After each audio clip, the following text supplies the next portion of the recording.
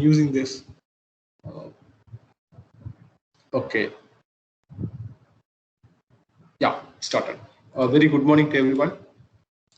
Today we will try to do some numerical on scheduling algorithms, scheduling policies. Before that, let us try to recall what we discussed in last couple of lectures. Now we know that the operating system scheduler code has a CPU burst.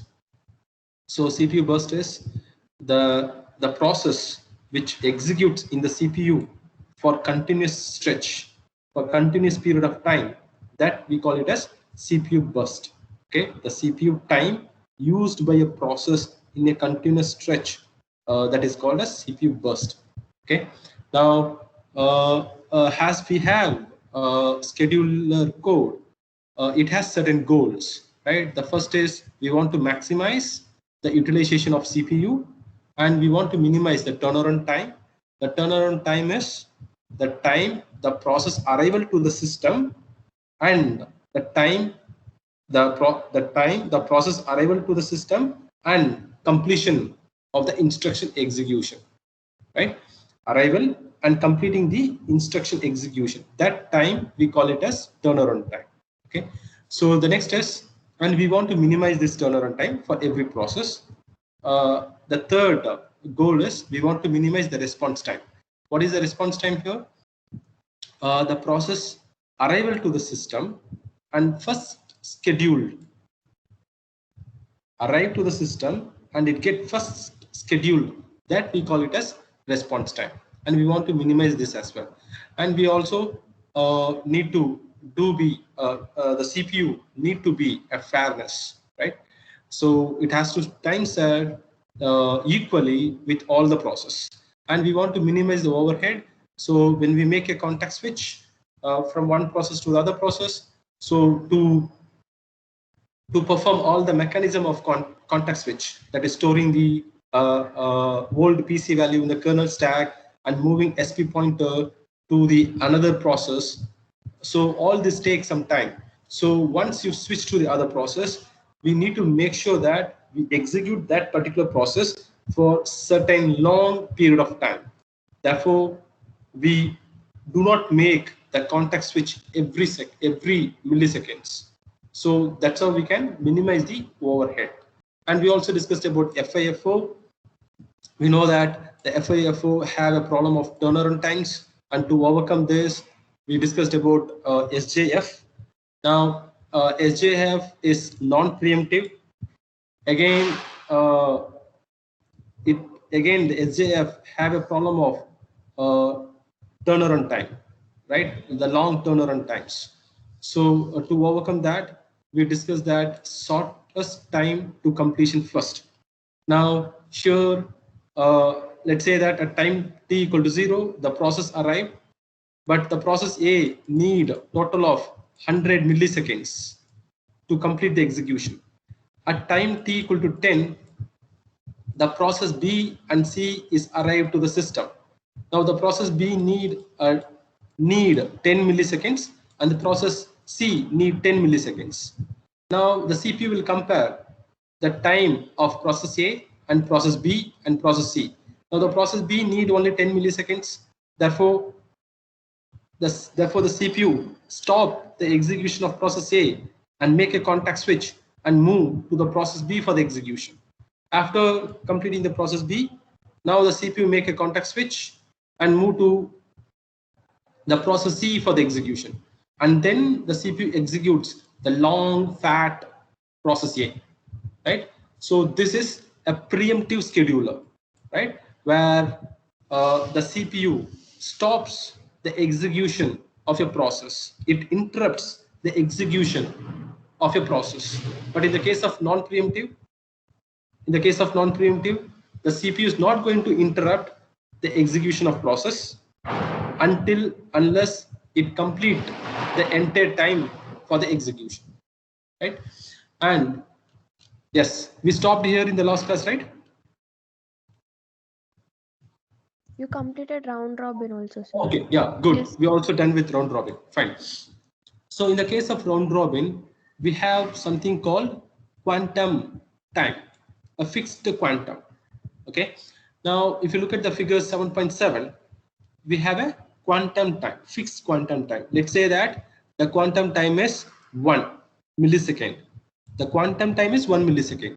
Therefore, we have a process A, B, C in the system which arrived to the system at time t equal to 0. Now the quantum time is 1 millisecond. Therefore, the process A will execute for 1 millisecond, and there will be an interruption because in the CPU you made a time fixed that every process need to be executed only for 1 millisecond. Therefore, process A will execute for 1 millisecond, and there will be a context switch, and process B will be executed for next 1 millisecond, and there will be a context switch. The process C will be executed for 1 millisecond, and this circle, this round happens until the process completes the execution of complete time. Okay, so when we are dealing with when we are dealing with round robin, we need to fix a quantum time like 5 microseconds or 10 microseconds. We cannot have this time very less. We cannot have a quantum time as 1 millisecond. Why? 1 microseconds. Because context switch also takes some time. Yeah, because every 1 microseconds you switch from one process to the other process. Every 1 milliseconds you switch from one process to the other process. So the context switch also takes some time to do all the mechanism of that. So therefore, when we deal with a round robin, we need to make sure that at least we have a good quantum time. Therefore, the context switch the context switch is reduced. Okay, and this algorithm is preemptive because you set a time, therefore the CPU will break the execution of process after the particular time is fixed, right? If you say quantum time is 1 millisecond, the CPU will execute only for 1 millisecond, and there will be an interruption. Then the CPU go for the next process. So this we call it as preemptive.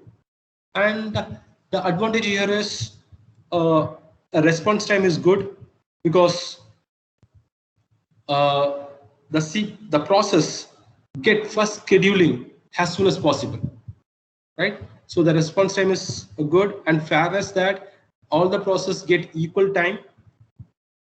So, but it is bad for turnaround time, right? Because if the process, let's say that the process C need only 10 milliseconds, but it has to wait for 15 milliseconds to complete the entire instruction of process C. So the turnaround time is quite high. Okay. Sir, when compared to all these schedulers, which has good turnaround time? Very good question. I thought to discuss this at the end of the slide.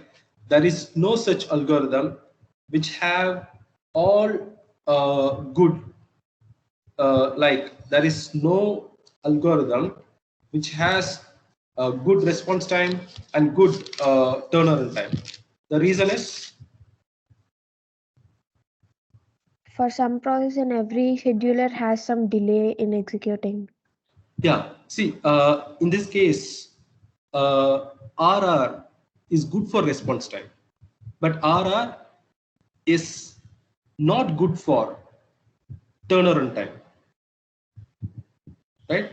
So Yes. there is no one right answer. Like SJF, if you take SJF, SJF is good for what?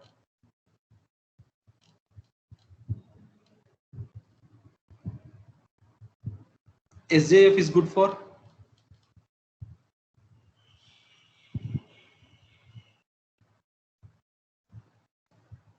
turnaround time.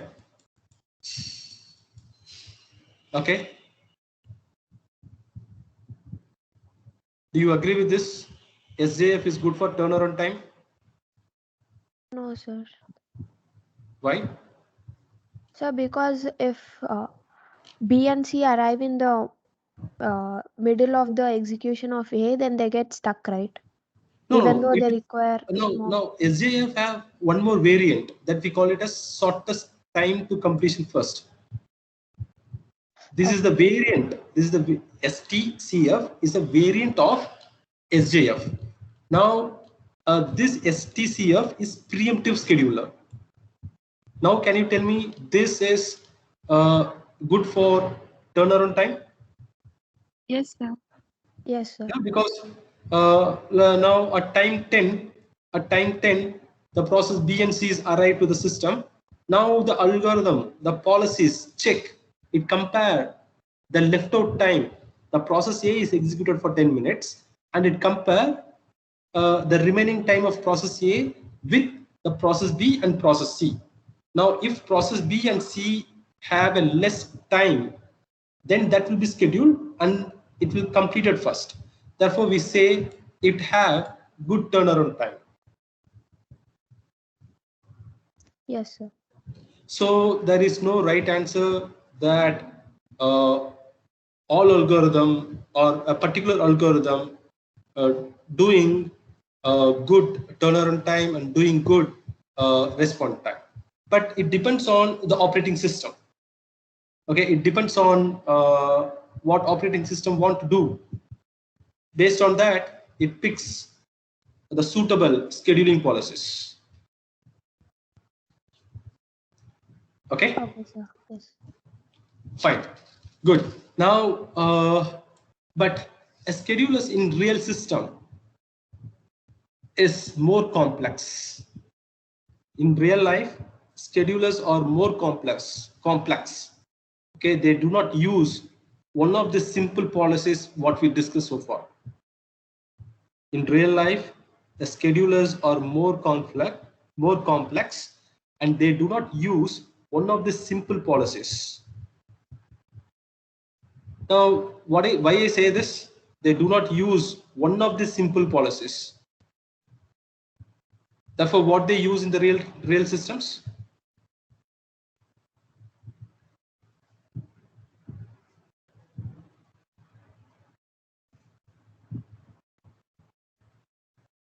I said in real systems, they do not use one of these simple policies like FIFO, SJF, or R.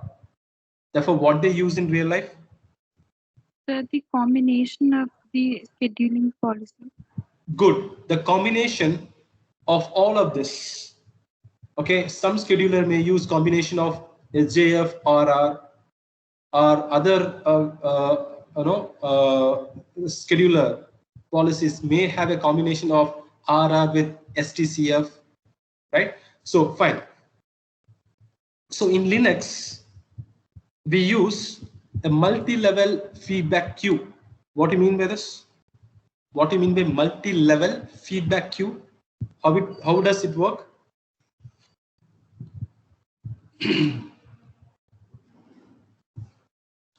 Okay, so we have multiple queue of process.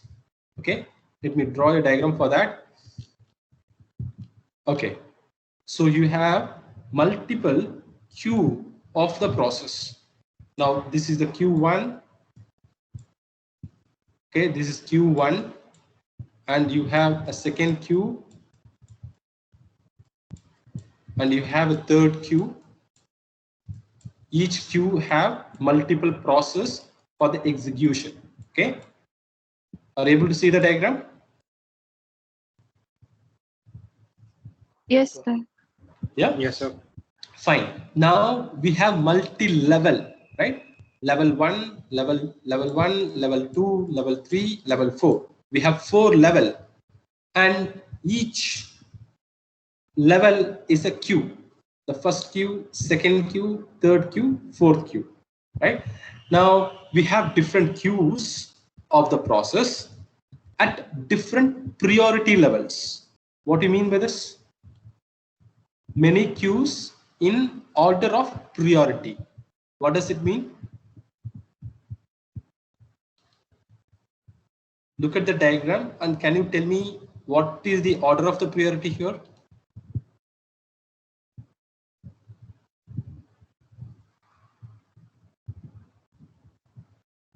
Do we have different queues here? Queue of process?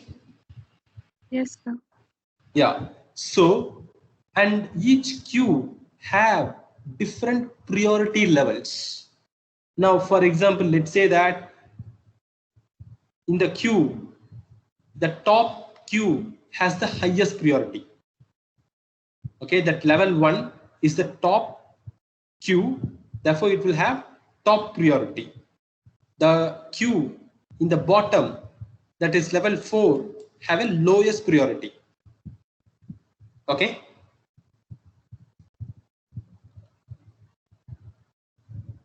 All right. Yes, sir.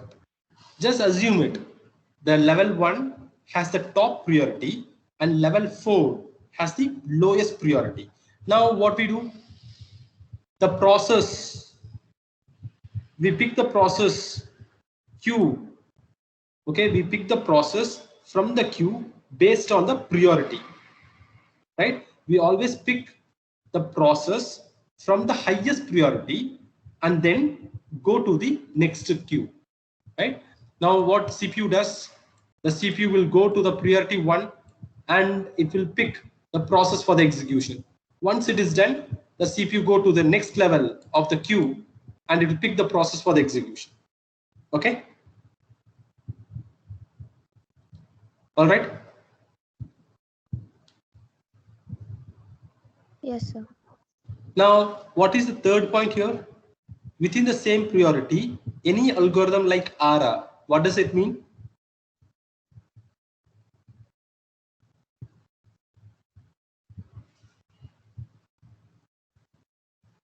What do you mean by this? Like in the same priority, we use the algorithm RR. Like it divides the process into parts and it gets scheduled. Okay, remember that we are dealing with multi-level feedback queue, right? So here we have a combination of scheduling policies. Now, what they mean is within the priority, that is level 1 is the highest priority, that is the separate queue, and level 2 is the separate priority and it has some process. Now, in the each priority, the CPU can decide either to execute SJF algorithm or RR algorithm. The level 1 may execute RR algorithm and level 2, the next priority queue, may run the SJF algorithm, right? So within the same priority, the process are executed by using any scheduling policies like RR, SJF, STCF, FIF. Okay.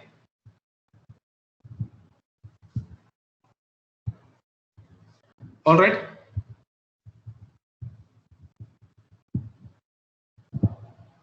Yes, sir. Now, who decides this? The particular process have an higher priority. The question comes, right? Who will decide the process have an highest priority?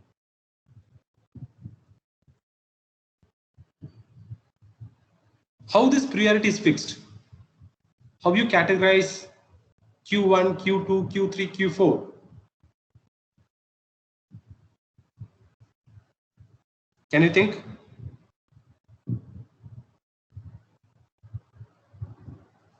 Look at the last line, priority of process. Is it the DK. number of processes?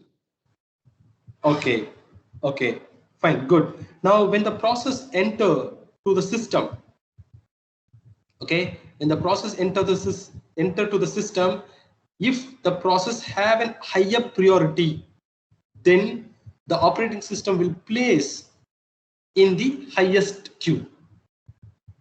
We know that operating system creates a process. When it is created, if the operating system think that this is the this is the important process, then the operating system will place the process in the highest priority, in the highest queue. Okay. Excuse me, sir. Yeah. Sir, what does the Q store here? What is the? Sir, what does the Q store here? Okay. Q will have a multiple process, Okay, sir. right? In Q1, you have how many zeros here? 1, 2, 3, 4, 5. So you have 5 process. Process 1, process 2, process 3, process 4, process 5. That's why each queue, that's why each priority, within the same priority, you will be executing either SJF or RR algorithm or any algorithm, any scheduling policies. Okay, sir. Okay, fine. Now, what do you mean by the last point here? Priority of process decay with its age. What do you mean by this?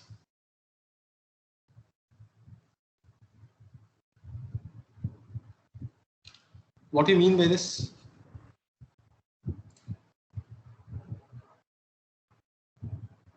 The process which has arrived first will soon have the priority as the initial and the first priority.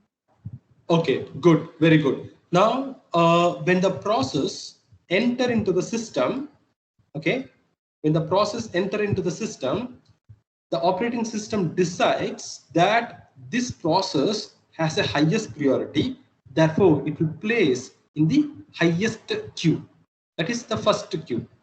But once the operating system see that the process, okay, let's say that the process P1 enter into the system and operating system decides that the process P1 has the highest priority, therefore the process P1 is placed in the level 1, in the Q1.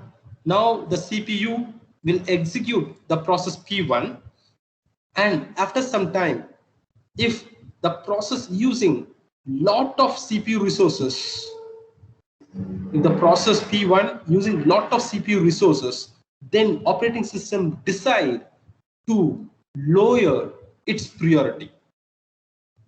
Maybe the operating system will put the process P1 from the level 1 to the level 2. And if after some time, if the process P1 again uses more of CPU resources, again the priority goes down to further level 3 and 4. That is why we say priority of process decay. This is the important word, decays with its age. Okay. Sir, so here age means the time taken by the process to execute, right? Yes, yeah.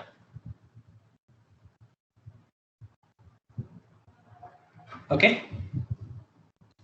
Now what will happen if the process P1 move from level 1 to level 2? Will it get chance to execute in the CPU so fast?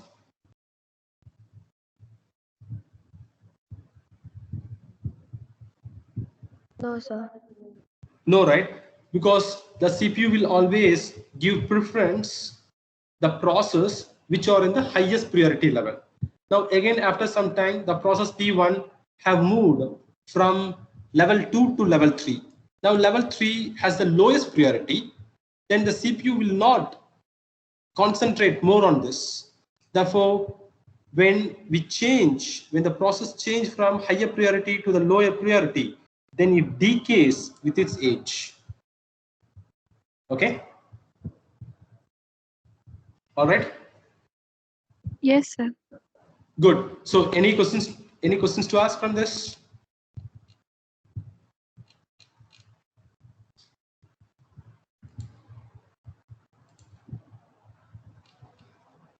Any questions to ask? Can we move to the next one? Yes, sir. Good. Can I have a loud response to this? Yes, sir. Yes. Yes, sir. Okay. Yes, sir. Good. Fine. You all done with the breakfast? Yes, sir. Good. Okay. So now let us try to do some numerical thing. Are you able to see the screen? Yes, sir. Okay, all right. Now, the first algorithm is SJF non-preemptive. What do you mean by non-preemptive?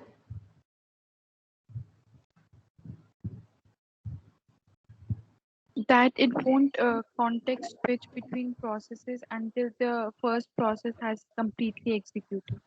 Good, exactly. Fine, good. So when the CPU is executing process P0, it will make sure that the P0 have executed for 3 milliseconds. Unless the P0 completes 3 milliseconds, there won't be context switch from P0 to P1. Okay, that is why we call this as non-preemptive schedulers. Fine. Now on the screen, you have first column with multiple process. We have process P0 to P4, and the second column we have arrival time of each process. Process P0 arrived to the system at time t equal to 0. The process P1 arrived to the system at time t equal to 1. Okay, and what do you mean by burst time here? BT is burst time, AT is arrival time. The time used by the process in a continuous stretch. Good. The time needed by the process to complete the entire execution of the instructions. The process P0 need 3 milliseconds to complete the entire execution of instruction. Okay. So please go through this table. What is the arrival time of process P3? 9, Good. What is the burst time of process P4? 5. Good. Now with this given data, now we need to find what is the turnaround time, what is the completion time, and what is the burst time, what is the response time of each process. Okay, can we do this?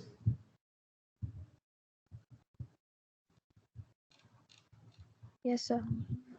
Yeah. So I think this notes with you in the VTalk. Please have a look on it. Okay. So now this chart, we call it as Gantt chart. Okay, we call this as a Gantt chart. All right. Now we are dealing with non-preemptive SJF scheduling algorithm. Now, at time t equal to 0, you go through this, you go to the first page. At time t equal to 0, do you have any process coming to the system? P0. P0. Therefore, P0 is scheduled first by the CPU for the execution. So what is the total time of process P0? 3. 3. Now,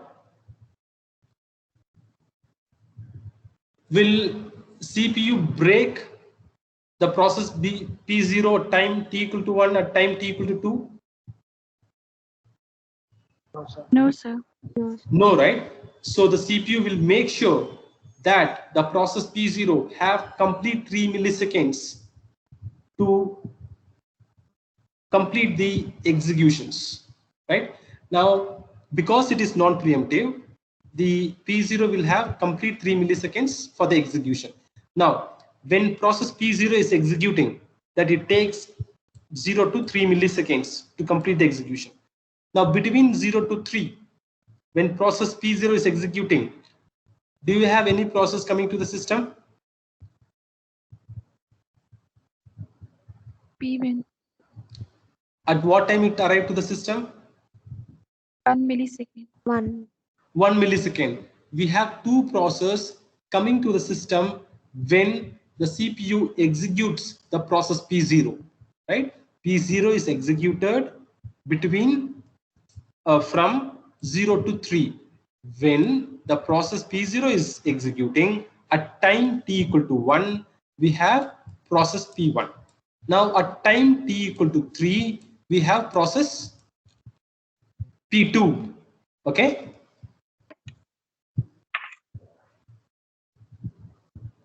Yes, All right. sir. Now what is the burst time of process P1?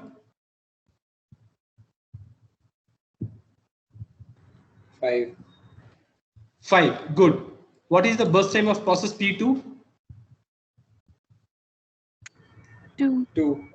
2. Good. Now let me repeat. Between 0 to 3, which process is executed? P0. Good. Now P0 is in the running state, right? P0 is running. Now between 0 to 3, do you have any process coming to the system? Yes, sir. P1. P1 And P2. and P2. Now P1 and P2 are in the ready state. Okay, they are ready to execution. Now these two processes in the ready state. Now which one will be picked for the execution? P2. Why P2? Because it takes less time to execute. Because the P2 has less burst time. The P2 need shortest time to complete the execution when compared with P1. Therefore, P2 will be executed for how many milliseconds? 2 milliseconds. 2 milliseconds. Fine, good. Now when process P2 is executing, now between 0 to 5, do you have any process coming to the system?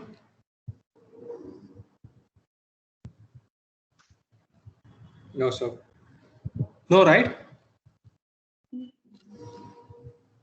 Do you have any process coming to the system between 0 to 5? Arrival time. No, sir. No, sir.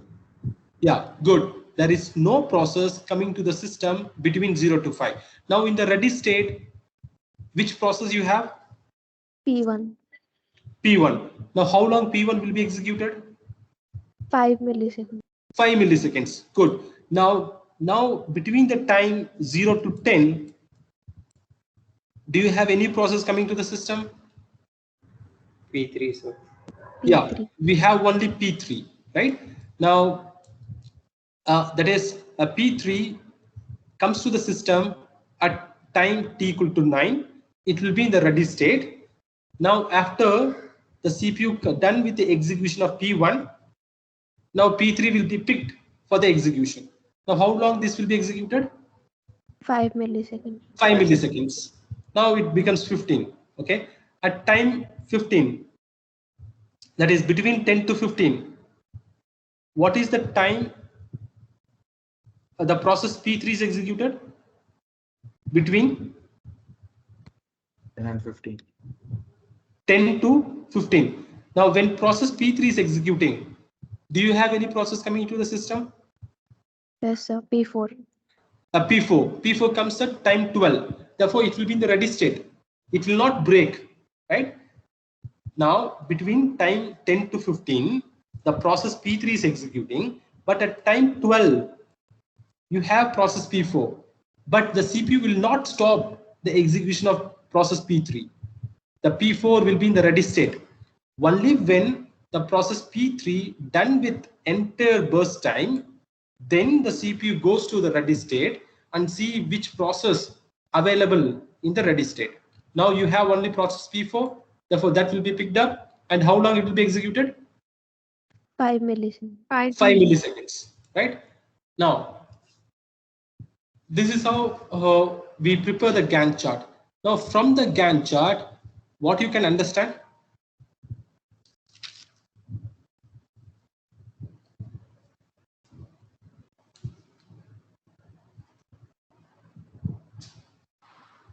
From the Gantt chart, what we can understand?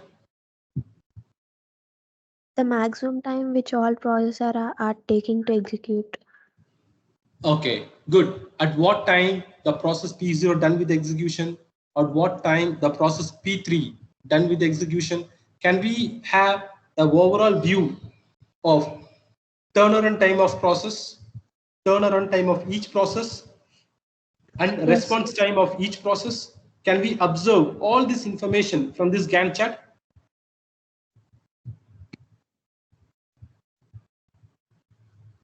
Yes. Yes, sir. What is the response time of process P2?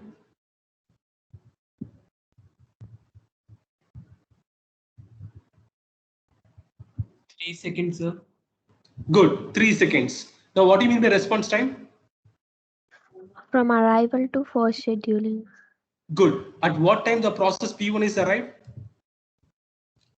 Okay. At what time the process P2 is arrived?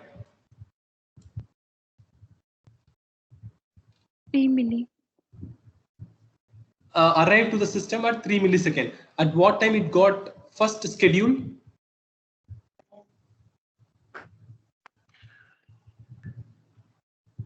Three milliseconds. 3 milliseconds. So 3 minus 3, here 0. So the response time is good for this. Okay.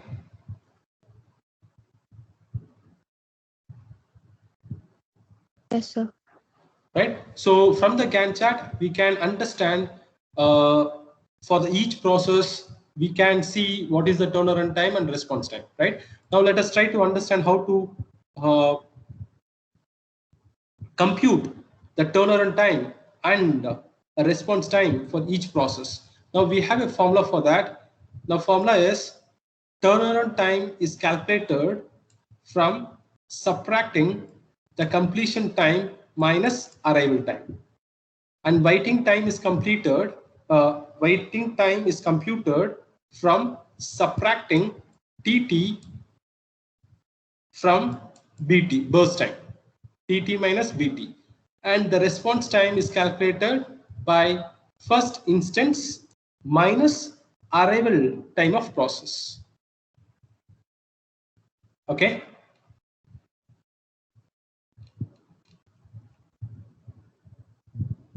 All right. Yes, sir. Yeah. Excuse me, sir. Yes. Sir, what is WT? Waiting time here. Okay, sir. Yeah. I think. Okay. Okay. Fine. Yeah. So how to calculate this? Please adjust this. Can I rotate this? Yeah. Good. Yeah, we are able to do this. Fine. Now, we have in the first column we have the process P0 to P4. The next is arrival time. The next is the burst time. Right. This will be given in the questions.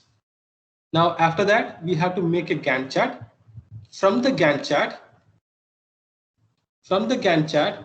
at what time?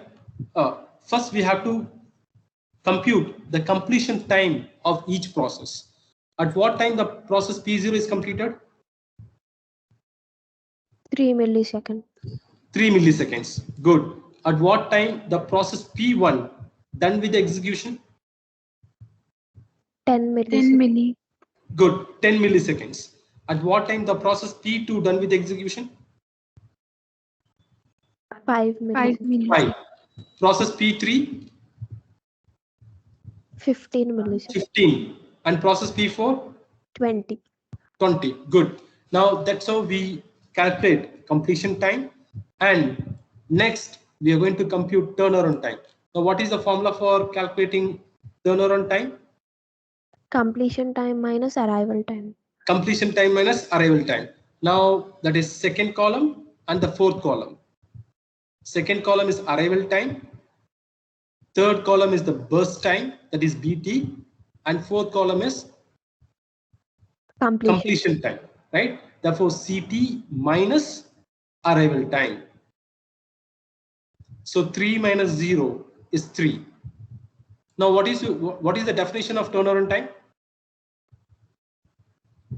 Arrival to completion. The problem. Arrival to completion. Now, at what time the process P0 is arrived? 0. 0. At what time the process P0 done with the execution? 3 milli. 3 milliseconds. 3 milliseconds. Now, can you say that is an array, that is a turnaround time for process P0? Yes. Sir. Yes, sir. Good. Now, for process P1, 10 minus 1 gives you 9. Now, can you go back to the Gantt chart and check what is the turnaround time of process P1? At what time the process P1 arrived?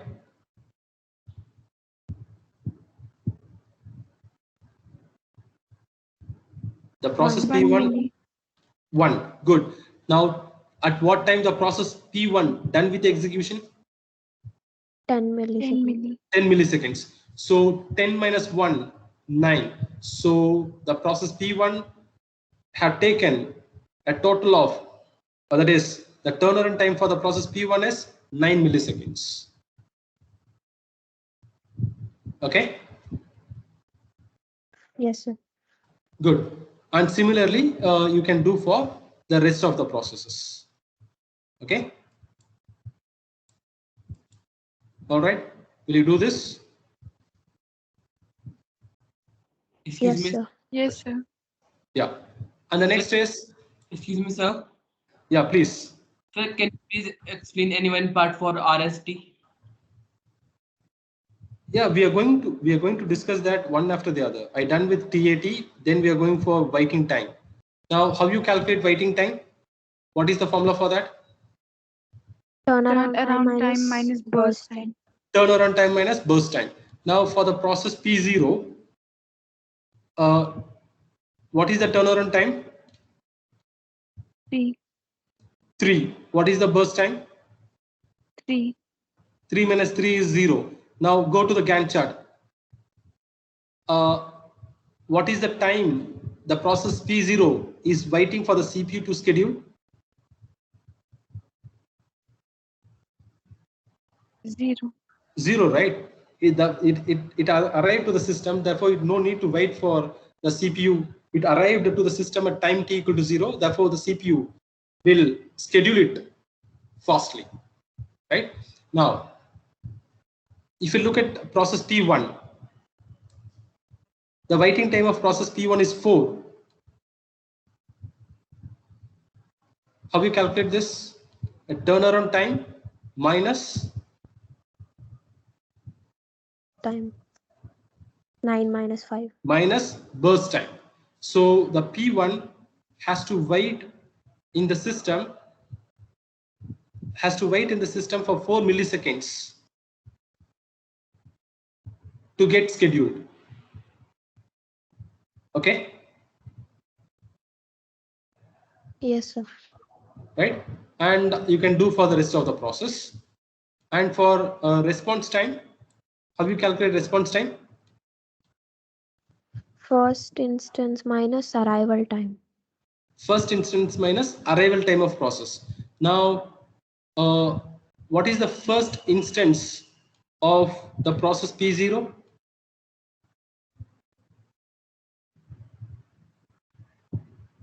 0, right? The first instance.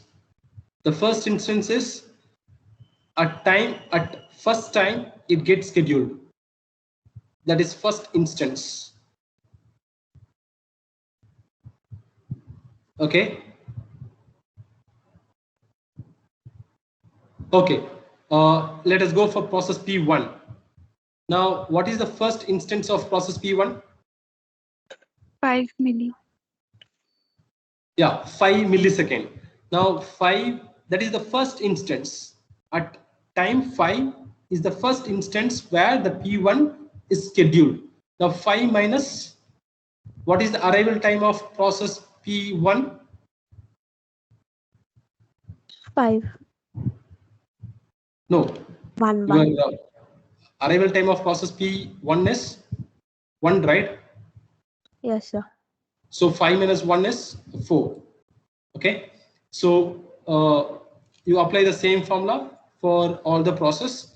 and you can calculate the average turnaround time and average waiting time. Okay, fine. So any questions to ask?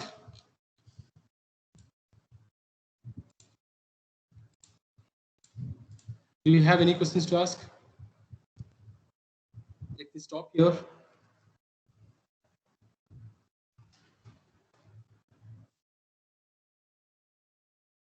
Yes.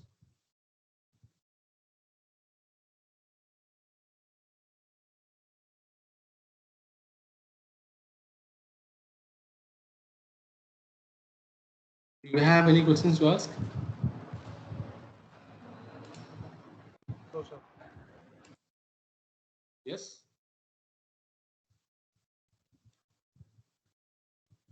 Hello everyone. Do you have any questions to ask?